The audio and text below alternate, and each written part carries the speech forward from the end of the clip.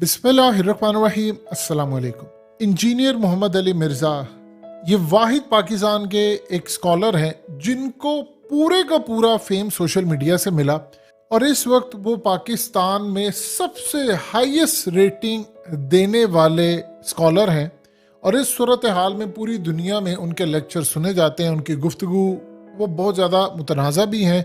उनके ऊपर बहुत सारे उलमाए कराम ने बहुत सारी गुफ्तगू भी की है, बहुत सारी चीज़ें आप लोग जानते हैं। लेकिन आज आपको इंजीनियर मोहम्मद अली मिर्ज़ा के बारे में हकीकत टीवी 10 ऐसे पॉइंट्स बताने जा रहा है कि आपके रोंगटे खड़े हो जाएंगे। आज से पहले आपने ये बातें कभी नहीं सुनी होंगी और शायद हो सकता है आप दोबारा भी ना सुने।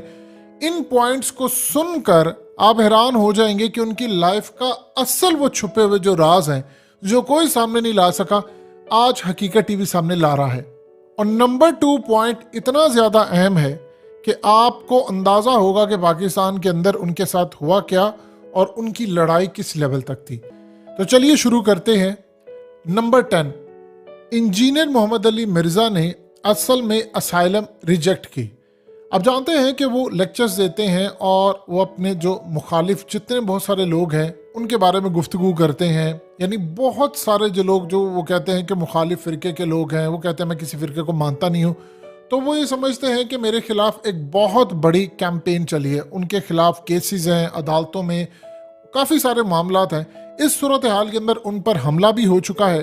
तो उनको एक असाइलम ऑफर की गई थी उनके स्टूडेंट्स की जानिब से, जिन्होंने कहा था कि आपको हम यहाँ पर बुला लेते हैं। यानी काफ़ी कई कंट्रीज़ में उनको ऑफ़र की गई उनके स्टूडेंट्स की जानिब से कि हम आपको वीज़ा भेजते हैं, आप यहाँ पर आ जाएं, क्योंकि आपके ऊपर केसेस हो चुके हैं, तो हम आपको उसके बाद असाइलम के लिए भी फैसिलिटीज़ देंगे। यानी आपको इजीली असाइलम मिल जाएगी। यहाँ पर आप किसी भी कंट्री का नाम ले लें, कनाडा, जर्मनी, यूएस, यूके, ये तमाम जगहों पर उनको ऑफ़र की गई। लेकिन उन्होंने इस ऑफ़र को रिजेक्ट कर दिया। उन्होंने कहा कि चाहे जो मर्जी हो जाए, मैं पाकिस्तान में ही रहूँगा और एंड तक ये काम करूँगा। उनको यहाँ तक आ गया कि आपने सारा काम अपना, क्योंकि सोशल मीडिया से करना है, तो आप किसी भी मुल्क में बैठकर ये काम कर सकते हैं। लेकिन उन्होंने कहा कि मैं ऐसी किसी असाइलम के ऑफ़र को एक्सेप्ट नहीं करता। इसलिए उन्होंने सबसे बड़ी जो उनका ऑफर्स थी उनमें एक असाइलम ऑफर थी जो उन्होंने रिजेक्ट कर दी। नंबर 9, जर्मनी से उनके एक स्टूडेंट ने जब इनके ऊपर हमला हुआ तो उसके बाद इनको ऑफर की कि वो इनको बुलेट प्रूफ एक गाड़ी देना चाहते हैं जिसमें सफ़र कर सकें और हर जगह आ जा सकें। उन्होंने इस ऑफर को रिजेक्ट कर दिया। इस वक्त उनके पास कोई गाड़ी नहीं है, वो एक मोटर बाइक चलाते हैं।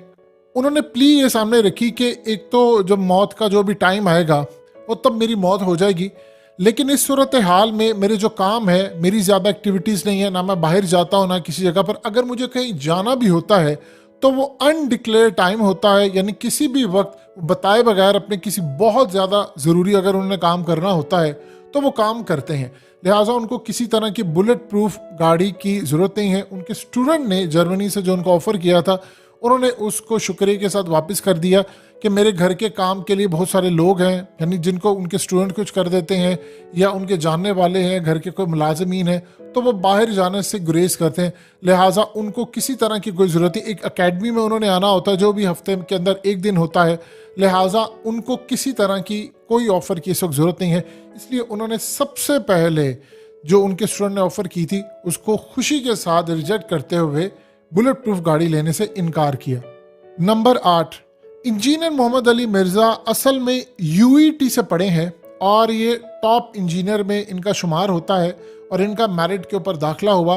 नस्कॉम में ये काम करते रहे और डॉक्टर समर मुबारक के अंडर इन्होंने काम किया जब तक उनकी रिटायरमेंट नहीं हो गई। ये असल में एटॉमिक एनर्जी में काम करते रहे, तो ये उनके अंडर काम करते रहे। एक उनकी जो क्लास के अंदर स्टूडेंट्स है, जो टॉप लेवल के टॉपर यानी स्टूडेंट्स में इनका शुमार होता था। तो इनका जो दाखिला हुआ या इनको जो जॉब मिली, उन्होंने एक ही इदारे में काम किया, उनकी वाहिद एक ही जॉब थी और उनकी रिटायरमेंट भी वहीं पर हुई। लिहाजा इस सारी सूरत हाल के अंदर उन्होंने किसी भी तरह से कोई ऐसा काम नहीं किया जिसके ऊपर उंगलियां उठें या कोई ऐसा मामला हो, और उन्होंने बड़े बड़े लोगों के साथ काम किया और पाकिस्तान को सर्व किया। नंबर 7, बहुत सारे लोग शायद इस बात को जानते होंगे कि इंजीनियर मोहम्मद अली मिर्ज़ा उम्रे के लिए सऊदी अरब जा चुके हैं, लेकिन बहुत सारे लोग शायद इस बात को नहीं जानते कि इंजीनियर मोहम्मद अली मिर्ज़ा किन ममालिक में सफ़र कर चुके हैं। उन्होंने चाइना का एक दफ़ा सफ़र किया था और वो भी ऑफिशियल, असल में उनका टूर था जो उनके इदारे की जानिब से था। चूँकि वो मिनिस्ट्री ऑफ डिफेंस के अंडर काम करते थे, 19वें ग्रेड तक के ऑफिसर थे, वो रिटायरमेंट उनकी हुई, सो लिहाजा उन्होंने एक ऐसी जगह विजिट किया जो ऑफिशियल टूर था। और ये बहुत कम लोग जानते हैं कि उन्होंने पाकिस्तान के अलावा किन किन ममालिक का टूर किया, उनमें एक चाइना भी शामिल था। नंबर 6, इंजीनियर मोहम्मद अली मिर्ज़ा को ऑफ़र की गई उनके स्टूडेंट्स की जानिब से कि आप पाकिस्तान को छोड़ दें, हम आपका लाइफ टाइम का ख़र्चा उठा सकते हैं। और उनके स्टूडेंट्स ने कई दफ़ा उनको ऑफ़र किया कि आपकी जान को ख़तरा भी है, हम आपका ख़र्चा उठा देते हैं। और इवन के कई दफ़ा उनको बाहर सेटल होने की भी ऑफ़र की गई, लेकिन उसके साथ साथ पाकिस्तान में रहते हुए भी उनको कहा गया कि आप अपनी ये नौकरी छोड़ दें और जो वो जॉब करते थे हम आपका ख़र्चा उठा लेते हैं। काफ़ी सारी ऐसी उनको ऑफ़र्स की गई जो असल में उन्होंने रिजेक्ट की। इस वक्त उनकी जो कमाई का ज़रिया, एक तो उनको पेंशन मिलती है, एक उनको मकान का किराया आता है। उनके भाई इंग्लैंड में होते हैं, वो उनको पैसे भेजते हैं, चूँकि वो जॉइंट फैमिली सिस्टम में रहते हैं, पेरेंट्स उनके साथ रहते हैं। सो लिहाजा इस सारी सूरत हाल में उनके घर का जो खर्च है वो इस तरह चलता है। तो उन्होंने अपने स्टूडेंट्स की इस ऑफ़र को रिजेक्ट किया। नंबर 5, इंजीनियर मोहम्मद अली मिर्ज़ा ने अपनी वाइफ को 7 मरले का एक प्लॉट गिफ्ट किया हुआ है। अब ये बड़ी हैरानगी की बात है, बहुत सारे लोगों को शायद ये ना पता हो। इंजीनियर मोहम्मद अली मिर्ज़ा जब रिटायर्ड हुए तो उनको जो रिटायरमेंट का पैसा मिला, तो उन्होंने उस पैसे से अपनी वाइफ को एक प्लॉट गिफ्ट किया, जो कि अमूमी तौर पर आम रूटीन में लोग देखते हैं, वो कारोबार करते हैं या कोई प्रॉपर्टी लेते हैं, लेकिन उन्होंने एक 7 मरले का प्लॉट अपनी फैमिली को गिफ्ट किया, जो कि ख़ास तौर पर उन्होंने अपनी मिसेस को किया। और उनका मानना ये है कि मेरी मिसेस ज़िंदगी के हर मुश्किल वक्त के अंदर उन्होंने मेरा साथ दिया है, लिहाजा ये मेरी तरफ से उनके लिए एक गिफ्ट था जिसको मैं उनके सामने रखता हूँ। नंबर 4, इंजीनियर मोहम्मद अली मिर्ज़ा को पाकिस्तान के बड़े बड़े जितने दीगर मकातब फ़िक्र के स्कॉलर्स हैं, बड़े बड़े उलमाए किराम, उन्होंने सीक्रेटली उनसे रब्ता करते हैं और रब्ता करके उन्होंने उनको कहा कि हम आपको सपोर्ट करते हैं, आपके मिशन को सपोर्ट करते हैं, लेकिन हम आपके लिए आवाज़ नहीं उठा सकते या हम आपके लिए बात नहीं कर सकते, हम जकड़े हुए हैं, हम खुद मजबूर हैं। लिहाजा इस सूरत हाल के अंदर हम आपके ना तो इस पूरे मिशन को ओपनली सपोर्ट करते हैं, ना हम हो सकता है हम आपके मिशन को ओपनली अपोज भी करते हो, लेकिन हम आपके साथ खड़े नहीं हो सकते, क्योंकि आप जितने इस वक्त मुतनाज़ा हैं, हमारे लिए भी मसाइल और मुश्किलात पैदा हो जाए। लिहाजा हम सीक्रेटली तो आपके साथ ताउन कर सकते हैं, लेकिन हम आपको किसी भी तरह से ओपनली सपोर्ट नहीं कर सकते। नंबर 3, इंजीनियर मोहम्मद अली मिर्ज़ा को एक बड़ा सरकारी ओहदा मजहबी अमूर के अंदर ऑफ़र किया गया और उसमें उनको ऑफ़र किया गया और यहाँ तक कहा गया कि अगर आप सिस्टम का हिस्सा बन जाते हैं तो एक तो आपके मुखालिफ जितने भी हैं आपकी उनसे जान छूट जाएगी, आपको सिक्योरिटी भी मिलेगी, पैसा भी मिलेगा, आपको एक बड़ा ओहदा जब सरकारी मिल जाएगा तो इस ओहदे के साथ आपको प्रोटोकॉल भी मिलेगा, आपको रिहाइश मिलेगी, हर तरह से चीज़ें मिलेंगी। लिहाजा इस सूरत हाल में एक ऑफ़र थी, उन्होंने इसको रिजेक्ट कर दिया और कहा कि मैं आपकी, अगर आपको किसी भी तरह की मेरी रहनुमाई दरकार होगी तो वो मैं फ्री आपको देने को तैयार हूँ, लेकिन मैं कोई ओहदा नहीं लूँगा, ना मुझे कोई शौक़ है कि मुझे गाड़ियों का शौक़ है, ना मुझे घर का शौक़ है, ना मुझे पैसों का शौक़ है, मैं इस तरह का कोई काम नहीं करना चाहता। लिहाजा मेरी तरफ से ये साफ इनकार है। और जो ओहदा उनको सरकारी ऑफ़र किया गया, उस ओहदे के लिए बहुत सारे दूसरे लोग भी कोशिश करते रहे, लेकिन उन्होंने इसको रिजेक्ट कर दिया, ये कहकर कि मैं मुफ्त में आपकी मदद कर सकता हूँ, रहनुमाई हो सकती है, लेकिन मैं किसी तरह का रवादार नहीं हूँ, क्योंकि आप जब काम करते हैं तो उसमें बहुत सारी चीज़ों के लिए आपको कंप्रोमाइज़ करना पड़ता है। मेरा प्लेटफॉर्म जिस तरह का है, मैं यहाँ से दीन की खिदमत करना चाहता हूँ, लिहाजा इस सूरत हाल में मैं आपके लिए कोई भी ऐसा काम नहीं कर सकता जिसमें आपको कोई परेशानी हो मेरी वजह से या मुझे परेशानी हो आपकी वजह से। नंबर 2, इंजीनियर मोहम्मद अली मिर्ज़ा पाकिस्तान के एक सेंसिटिव इदारे में जॉब करते थे, एटॉमिक एनर्जी में उनका बड़ा एक किरदार था। डॉक्टर इसरार अहमद से इसी हवाले से इंजीनियर्स के साथ उनकी बड़ी मुलाकातें भी होती रहीं, उनके काफ़ी गुफ्तगू भी होती रही, ऑफ द रिकॉर्ड भी उन्होंने काफ़ी गुफ्तगू की और एक दो दफ़ा वो इसका जिक्र भी कर चुके हैं। लेकिन बहुत सारे लोग ये नहीं जानते कि उन्होंने इस जॉब को छोड़ा क्यों। उन्होंने एक केस दायर किया था जस्टिस शौकत सिद्दीकी की अदालत में, और उस केस, ये बड़ा अपनी नौयत का एक अजीबोगरीब केस था, जो कि 3 साल तक उन्होंने इसका इंतज़ार किया। आखिर 2020 अक्टूबर को उनको रिटायरमेंट लेना पड़ी, और रिटायरमेंट लेने के लिए उनको एक ऑफ़र की गई।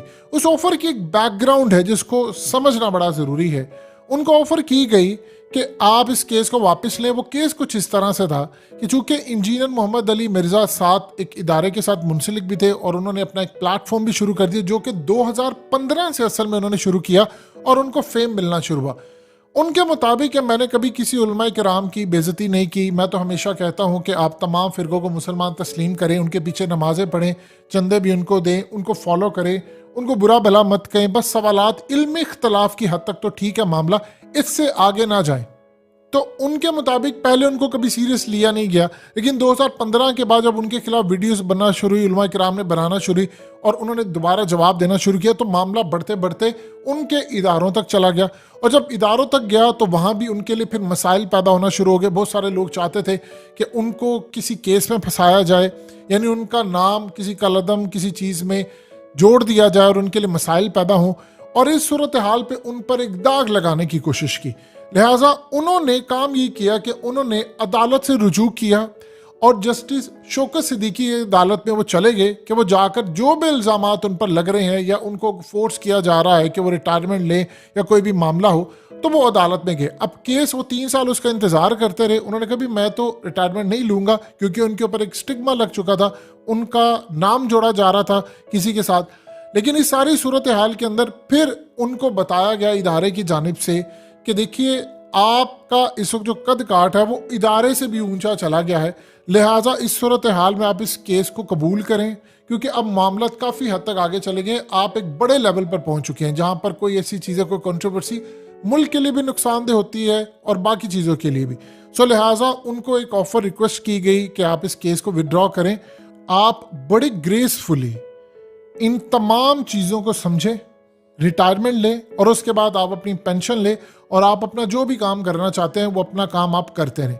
लिहाजा इस सूरत हाल में उनको आकर रिक्वेस्ट की गई कि अब आपका मामला बड़े अगले लेवल तक चला गया है, और उन्होंने अपना केस विड्रॉ किया, और अक्टूबर 2020 में उन्होंने रिटायरमेंट ली। नंबर 1, इंजीनियर मोहम्मद अली मिर्ज़ा को आज तक पाकिस्तान के किसी इदारे, चाहे वो सरकारी हो गैर सरकारी हो, कभी किसी जानिब से कोई ऐसा पैगाम नहीं दिया गया कि आप अपना प्लेटफॉर्म बंद कर दें, आप जो भी काम करें उसको बंद कर दें। और इस सूरत हाल में चाहे वो जितनी मर्जी सख्त बात कह दें, आज तक कभी किसी ने उनको अप्रोच करके ये नहीं कहा कि आप ये काम बंद कर दें, चाहे वो इदारों की जानिब से हो या कोई और मामला हो।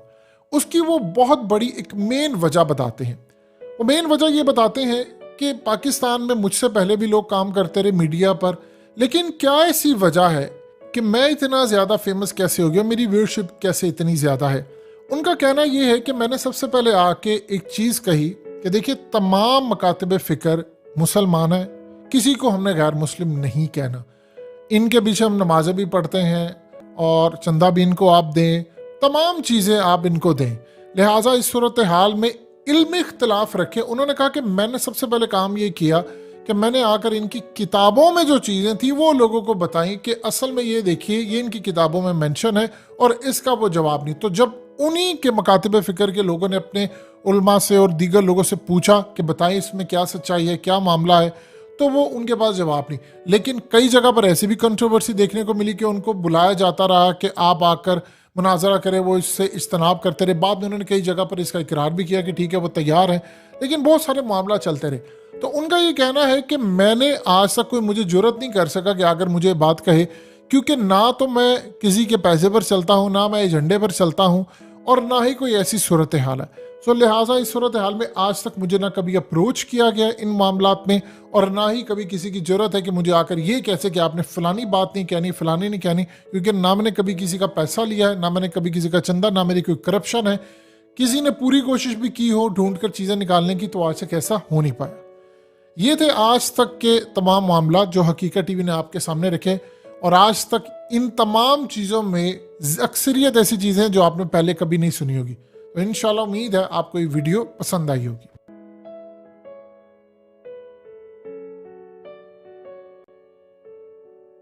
हकीकत टीवी को सब्सक्राइब करना मत भूलें, वीडियो को लाइक करें, शेयर करें और कमेंट सेक्शन में अपनी राय का इजहार जरूर करें।